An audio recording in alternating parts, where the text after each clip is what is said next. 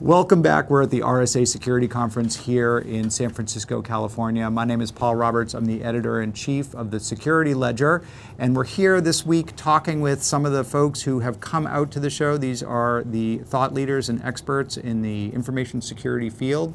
RSA is a type of show where we all get together and look at stuff and talk about stuff and go to sessions. I'm really happy to have with me two gentlemen. Sean McHenry, you're the Chief Information Security Officer at the Utah State Board of Education. Welcome. Thank you. Glad to be here. And Kelvin Coleman, you are the Executive Director of the National Cybersecurity Alliance, NCSA. Welcome. I am, and great to be here. It's great to have you both. Okay, so we're back at RSA Security Conference. This is one of the big industry shows of the year, and I know you guys have been kind of making the rounds. So I guess the first thing I'd ask you is, it's kind of overwhelming. There's a tremendous amount of technology here. There are a tremendous number of companies exhibiting here. Sean, you're in a position as an end user, as a customer for some of these companies. What do you make of it all? And is there, what would you say has sort of changed this year versus prior years? What are some of the trends that you're seeing in the types of technologies and services that you're interested in and that are being offered? Well, this is actually my first RSA conference that I've attended, and I've known about it. I've known the magnitude that is this conference. And I've taken a lot of pictures to send to my family just to show them, just the vendors. Yes. And, 2 city blocks of vendors. Have you gotten T-shirts? I have more T-shirts than I can wear in a week. That's good. But it's a great opportunity to see not just the tried and true technologies, but some of the new emergent technologies and companies that are out there. It's been really a pleasure. And Kelvin, NCSA, such an important organization. Kind of what's your perspective on the show? This is the 28th year of RSA Security Conference. 28th year, and I've been here on the government side as well as private sector side and NCSA. Yeah. And it gets better every year. It really does. I think this year. And the thing that I like a lot is you see companies that you know and recognize, obviously, and 32 of them on our board. But you also see companies that you haven't heard of, that you have to Google and figure out, what they're thinking. And I think that's a wonderful thing. To be able to have that type of innovation out there that's not just coming from those well-known brands, but coming from upstarts that's saying, we can make this better as well. So that's the thing I love about this, being here at this conference. Yeah.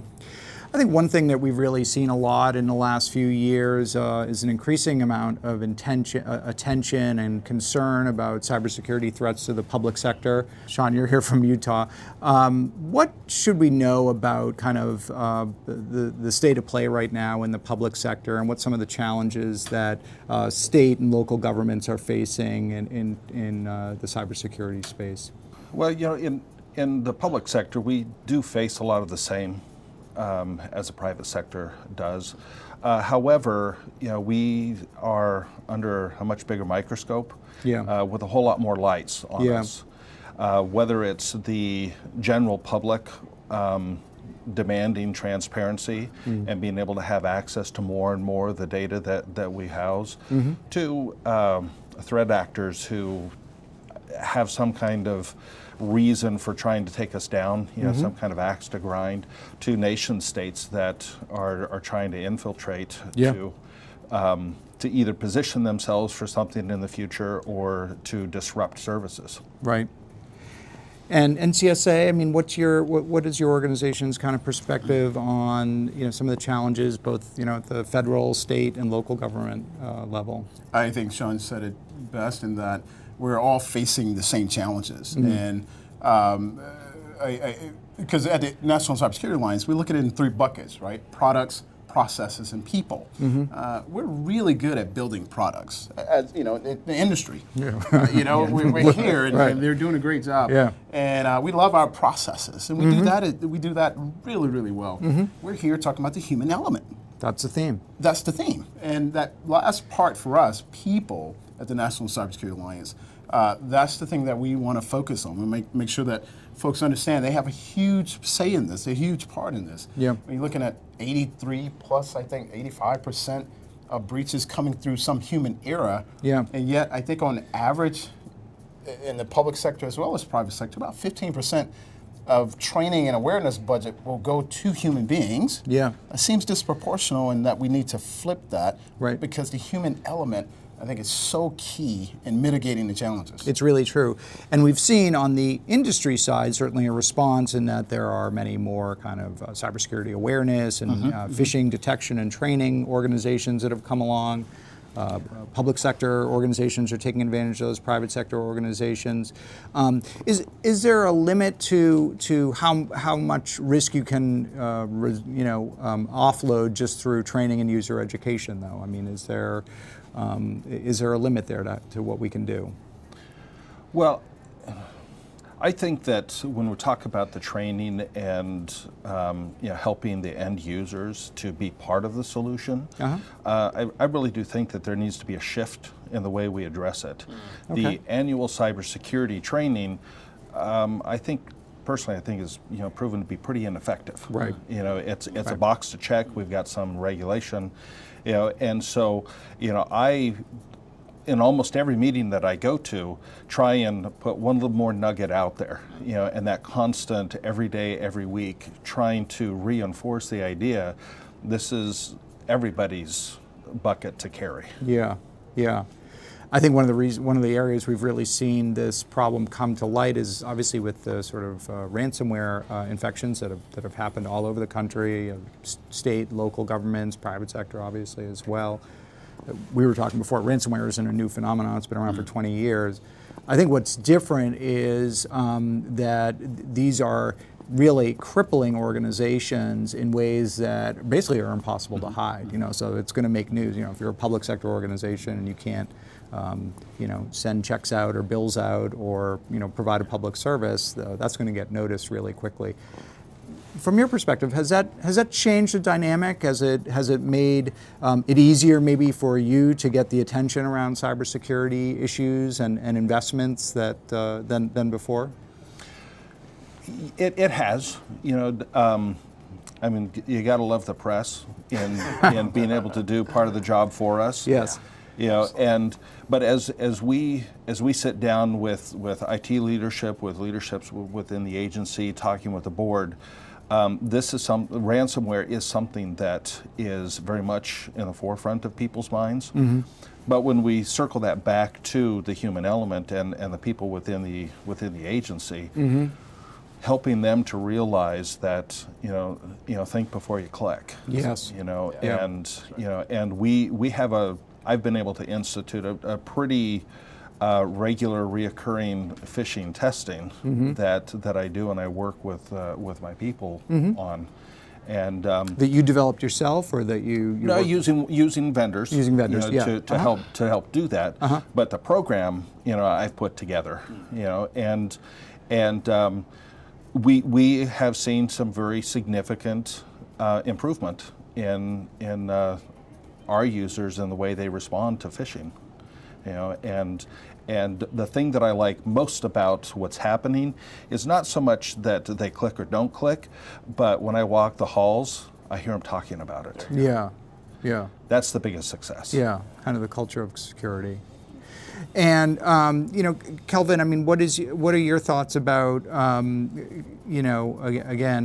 Ransomware is really just a symptom, not a cause. But I mean, I think one of the other trends that we're seeing is, organizations, private sector, public sector, are, the relationship of the workforce to the employer has really changed, right? It's much more fluid. Bring your own smartphone, work from home, work from a Starbucks, right? So organizations are really, including public sector, are embracing those challenges, but it really increases their risk. Well, and we're going to see more of that risk being out there in the next several years, because over the last 5 years, 5 years ago we had about 15 billion connected devices. Wow. Today we have about 20 billion connected devices. Yeah. So at about a 25-30% jump. Mm-hmm. In the next 5 years, it's going to jump 300%. To at least 65 billion connected devices. Mm. And so this challenge that you're bringing up now is one that we're really going to have to think serious about and, sure. and take it serious. And I really applaud what they're doing in terms of, I got my vendor and he created something, but I made it specific to my employees, that's what we encourage people to do. They know their culture best, and we want them to really build these programs so that their employees, their people, can understand it best. Because for too long, we've treated human beings like computers. Check this box, do this. Yeah. No. Right. You have to treat Change them your like- password. Right. Change your password. Right. You know, we got to change that culture because this technical revolution is not going anywhere anytime soon. So we talked about sort of user education, phishing detection, those types of things. Are there other things that in your experience, both of yours, work in terms of raising employee awareness or worker awareness of cybersecurity risks, whether that's tools, technologies? Well, being in education, Yeah. there's very much a push toward using technology in the classroom, and so technology is really on the forefront of everybody's is. mind. Yeah. And what can we do to improve the education of our kids? And so because technology is there, and because we have a lot of people who really do want to do the right thing, it really does help.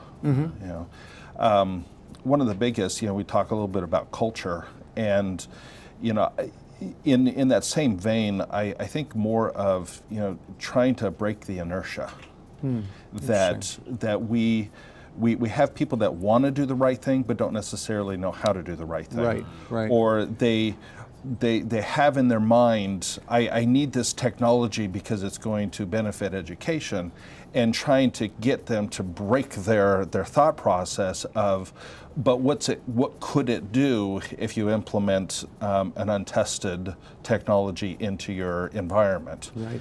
And so just having those conversations and trying to break that inertia. Yeah. And I mean, even as IT professionals, we have that same thing. We need to break the inertia in cybersecurity professionals. Doing cybersecurity 5 years ago, when almost everything was on-prem, to doing cybersecurity testing and ensuring that we've got good controls in place in the cloud, those are two different things. Yes. We have to break our thought process and focus on what that new technology is. Kelvin, you mentioned you've been doing some talks while you're out here with representatives from the FBI and law enforcement. What's the message that you're hearing from them? Partnership. You got to partner at all levels, local levels, state level, federal level, private sector partnerships. That's been the big thing. Yeah. I've heard it said several times this week. Cybersecurity is a team sport. It is. Yeah. Is that there, or is that a work in progress? I guess is in your experience. Work in progress. Yeah. Work in progress, but getting better. Yeah. I've seen it much better over the last Absolutely. several years. Years past, FBI or others may have been reluctant to talk to, Utah or California or Topeka, Kansas. Right. But that's changing because it is a team sport. The bad actors are partnering. They're collaborating. They're coordinating. Far be it for us to not do the same thing. Right. And final advice to folks out there who, are like Sean, are working in the public sector, working in public sector agencies or organizations about cyber risk. What are some things that they can do that's going to have the biggest bang for its buck in terms of really reducing their cyber risk?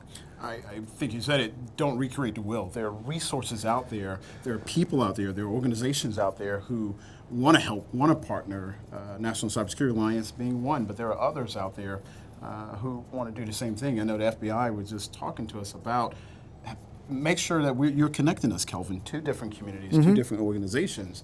And so I think that's the biggest thing. Don't recreate the wheel. Let's work together and take advantage of the resources that are currently out there. CISA, Cybersecurity Infrastructure and Security Agency, they've got a whole program built around this. And so we're trying to beat that drum to make sure people understand that you don't have to recreate the wheel. We're there to partner with you. Okay. Sean? Very much, in agreement. But if in one word, relationships. That it's one thing to have a vendor relationship, and you're my vendor.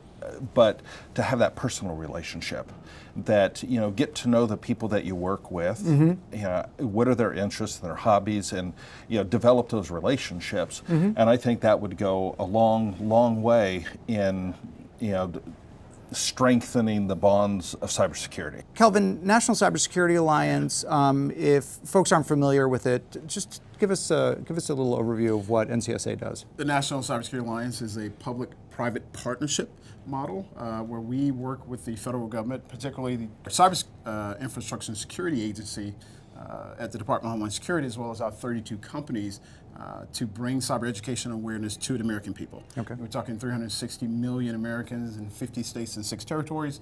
We want them to know about these emerging technologies and what it means for their daily lives. And at the National Cybersecurity Alliance, we utilize things such as National Cybersecurity Awareness Month in October, Data Privacy Day, Cybersecure My Business. We have a great partnership with the NASDAQ, where we're really trying to make sure folks understand what cybersecurity means for their everyday lives. Kelvin Coleman, NCSA, John McHenry, State of Utah, thank you so much for coming in and speaking to us at this RSA conference. It's been great having you on. It's been fun being here. Absolutely great to be here. Great.